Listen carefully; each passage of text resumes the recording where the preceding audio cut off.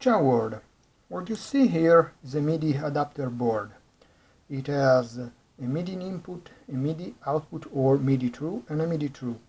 You can cut this board to remove the MIDI through and eventually use the MIDI output as MIDI through if you want by soldering a small bridge you can find here.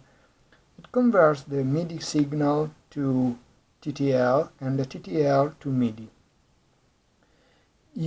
Just by changing a few resistor values, you can use with different voltage, as example 3.3 or 5 volts as I'm using right now.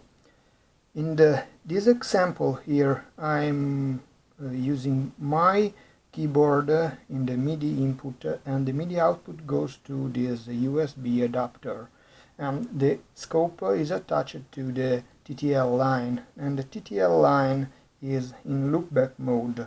And if I move the pitch bend of my keyboard, you see the input going to the MIDI adapter and the TTL level out this here to the scope.